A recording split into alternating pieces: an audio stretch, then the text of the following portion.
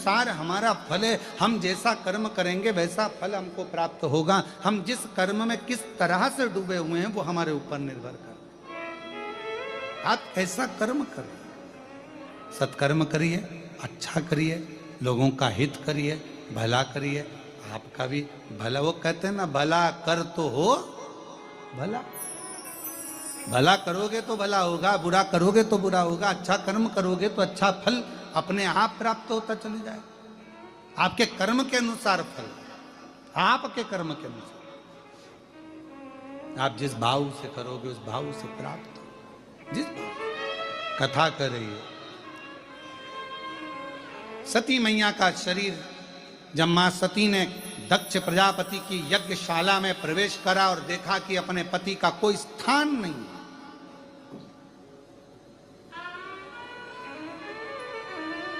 देखा कि पूरी यज्ञशाला, यज्ञ प्रारंभ हो रहा है और उसमें सबका स्थान पर मेरे पति का नहीं, मेरे पति का कोई स्थान नहीं। और मेरे पति का यदि कोई स्थान नहीं है तो मैं फिर इस यज्ञशाला के पास में क्यों आई, मैं अपने पिता के पास में क्यों आई? मेरा भी उद्धार कीजिए, उद्धार कीजिए, हे त्रिपुंडधारी, हे त्रिशूलधारी, हे त्रिपुंडधारी, हे त्रिशूलधारी। चरणों में तेरे बाबा जी पावन है चारों धाम, तेरे देव करते वंदना, पूजे सीताराम। चरणों में तेरे बाबा जी पावन है चारों धाम, तेरी देव करते वंदना, पूजे सीताराम। हो जाए पूरी कामना, हो जाए पूरी कामना। उपकार कीजिए सबका किया है मेरा भी उद्धार कीजिए, उद्धार कीजिए, है त्रिपुंडधारी, है त्रिशूलधारी। भगवान शिव की सती मां मन में विचार करी, ये स्थान तो मेरे पति के लिए भी होना चाहिए, तो ये स्थान मेरे लिए श्रेष्ठ नहीं। कितना सुंदर व्याख्यान है सती माता का चरित्र अपने जीवन में उतारिएगा। जहां शिव का नाम नहीं, जहां शिव का स्थान नहीं, जहां शंकर का कोई गुणगान नहीं, ऐसी जगह पर कभी मत जाओ। शिव महापुराण की कथा कर, मां के बिना माय का सूना है और महादेव के बिना मंदिर सूना है। आप तिथि पर भोजन कराओ तो तिलक कर कर दक्षिणा दो, और अगर 16 श्राद्ध में मान लो चतुर्थी का श्राद्ध है, पंचमी का श्राद्ध है, द्वितीया का श्राद्ध है, तृतीया का श्राद्ध है, सप्तमी का श्राद्ध है, अष्टमी का श्राद्ध है, ब्राह्मण को बुलाया, साधु जन को बुलाया, गुरुजन को बुलाया, किसी को भोजन करने बुलाया, आपने दक्षिणा दी पर तिलक नहीं लगाया, तो ये मान लो पंचमी का श्राद्ध, पंचमी को तुमने कहा कि हमारे दादाजी शांत हुए थे, तुमको नहीं मालूम कि पंचमी पे और कोई भी गया होगा, तुम्हें उसका स्मरण नहीं है। जो जो पंचमी पर गए हैं वो सब तुम्हारे दरवाजे पर आकर खड़े होते हैं। अगर हमने दादाजी के निमित्त से तिलक लगा दिया तो केवल दादा को ही उसका भाग में प्राप्त होता है। अगर हमने तिलक नहीं लगाया तो पंचमी के दिन हमारे पूर्वजों में 71 पीढ़ी में कोई गया होगा पंचमी को, तो सबको उसका फल मिल जाता है, तो पितृदोष समाप्त हो जाता है। तिथि पर लगाओ। आप वैसे जिमा रहे हो 16 श्राद्ध के अलावा, आप तिलक करो, दक्षिणा दो, मनाना। बाकी का श्राद्ध पक्ष में आप जितना बन सकता है उसको प्रेम से आनंद से करो सेवा, जितने प्रेम से कर सकते हो आप खूब भाव से सेवा करो।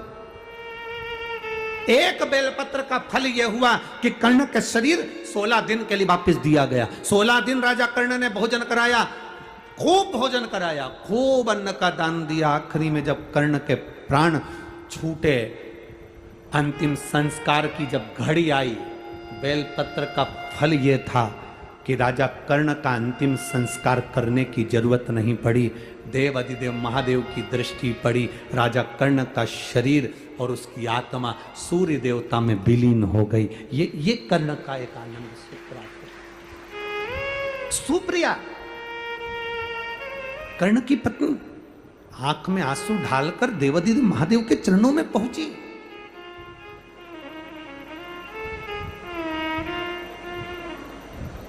क्या मेरा पति नरकों का भोग भोग रहा?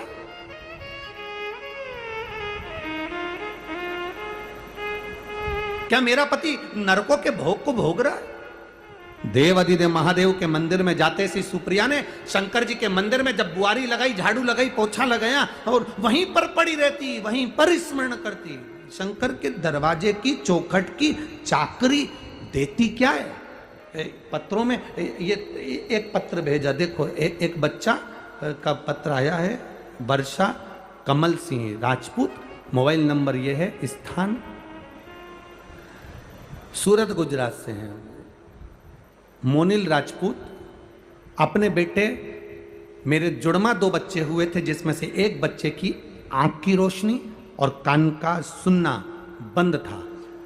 उसको मशीन फिट करवा दी थी कान के अंदर, शरीर के अंदर भी मशीन फिट करी, शरीर के बाहर भी मशीन फिट करी, जिसका हम फोटो लगाएं, तो भी उसको सुनाई नहीं देता था, आंख से दिखाई नहीं देता था।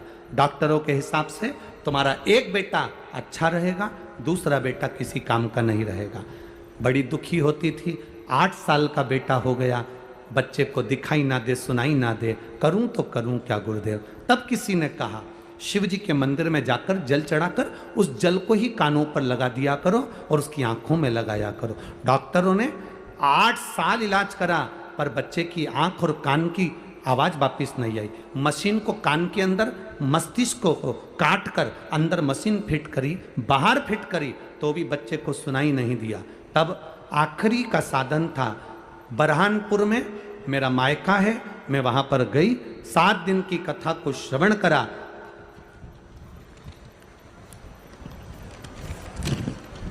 बच्चे का फोटो लगा है, वो आप लोग एलईडी पर देख सकते हैं और आस्था चैनल पर इस बच्चे के फोटो को आप आस्था चैनल पर भी देख सकते हैं और एलईडीओं पर भी देख सकते हैं।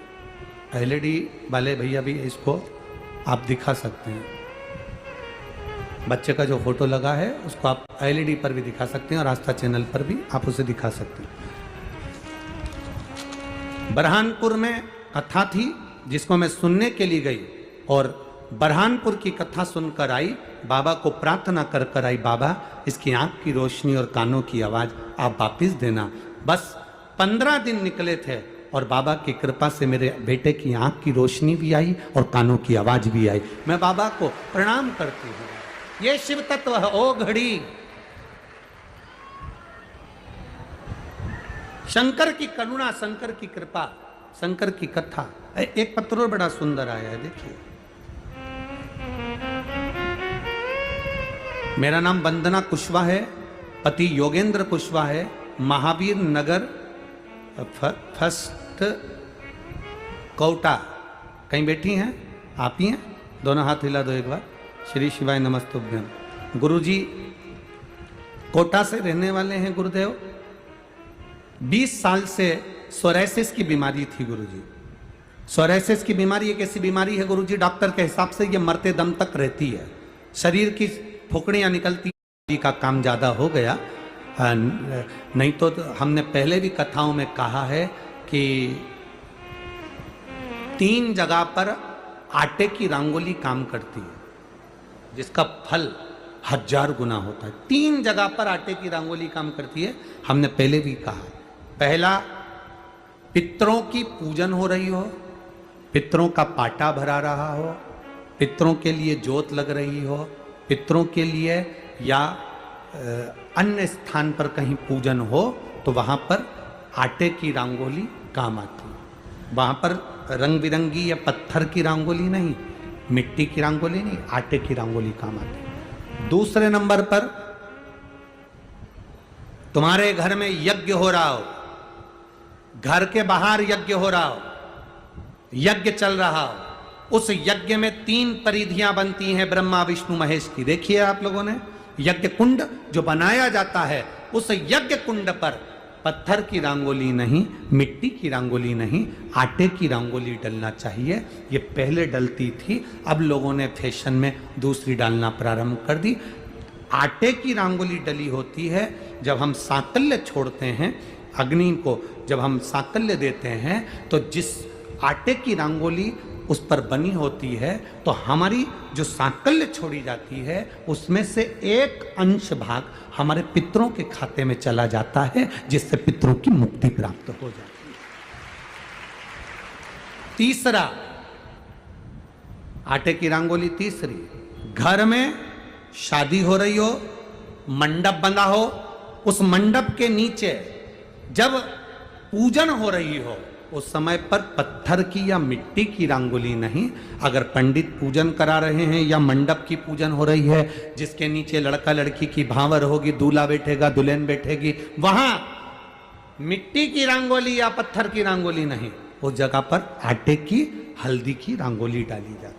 अब आपके यहाँ डालते कि नहीं डालते पता नहीं, पर हमारे यहाँ शास्त्र रीति कहती है ये 3 जगह की जो रंगोलियां हैं, ये हमको आटे की रंगोली डलने से, क्यों शादी के मंडप में पत्थर की रंगोली या मिट्टी की रंगोली क्यों नहीं डाली जाती? शादी के मंडप में, यहाँ दूल्हा दुल्हन की शादी होती है, वहाँ पंडित जी भी आटे की रंगोली डाल देते हैं, घर की बहन बेटियां आटे की रंगोली डाल देती है। उसका कारण क्या होता है? जिसकी शादी में मंडप के नीचे आटे की रंगोली डलती है, वहां पितरों को निमंत्रण नहीं देने की जरूरत पड़ती, वहां पितर उस वर कन्या को आशीर्वाद देते हैं, जिससे उनका वंश बढ़ता है, वंश भुगतान।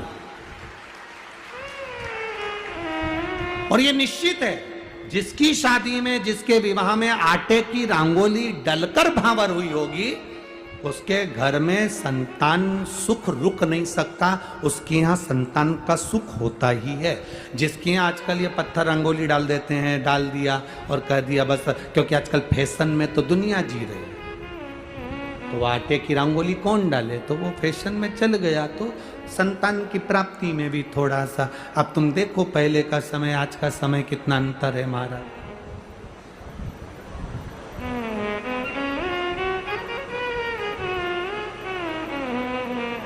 पहले के समय में संतान का सुख शादी के 1-2 साल में प्राप्त हो जाता था। आज के समय में संतान का सुख जब तक डॉक्टर के यहाँ दोनों जांच नहीं करा कर जाए, दिखा कर नहीं आ जाए। सब लोग कह रहे हैं डॉक्टर साहब जरा देखो संतान, डॉक्टर साहब बोले जांच करना पड़ेगी, बहू की भी जांच हुई, बेटे की भी जांच हुई, सब अच्छा है, उसके बाद भी संतान का सुख नहीं, उसके बाद भी संतान की प्राप्ति नहीं। शिव तत्व को जानिए। शिव महापुराण की कथा कहती है 3 जगह आटे की रंगोली की मूलता है। बोलेंगे आप लोग। पहला स्थान दरवाजे की चौखट, दूसरा स्थान बोलते जाओ जल्दी, यज्ञ कुंड, तीसरा स्थान शादी का मंडप, जहां पर भले चुटकी भर आटे की रंगोली बने, पर वो जरूरी है। 3 स्थान आटे की रंगोली के मूल।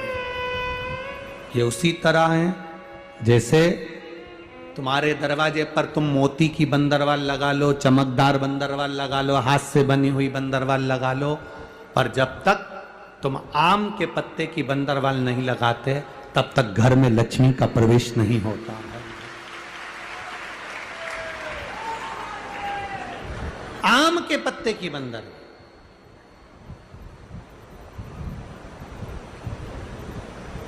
कहा गुरुजी आम के पत्ते की क्यों? तो शास्त्र कहता है, शिव महापुराण में उमाखंड कह रहा है, कामदेव आम के पल्लव में छुपकर बाण मार रहे थे। कहां छुपे थे? आम के पल्लव में, आम के पत्तों में छुपकर कामदेव बाण चला रहे। भगवान शंकर का जब तीसरा नेत्र खुला, कामदेव आम के वृक्ष पर भस्म हो गए। आम का वृक्ष जलने लगा, आम के पत्तों में अग्नि प्रकट होने लगी। तब वरुण देव आए और वरुण देव ने आकर हाथ जोड़कर निवेदन करा, बाबा बाबा। भोलेनाथ जी बोले, क्या बात है वरुण? वरुण जी कहते हैं, इस आम के वृक्ष ने तो कुछ नहीं बिगाड़ा, फिर ये क्यों जल रहा? आप कृपा करिए, दया करिए। शंकर भगवान ने वर प्रदान कर दिया।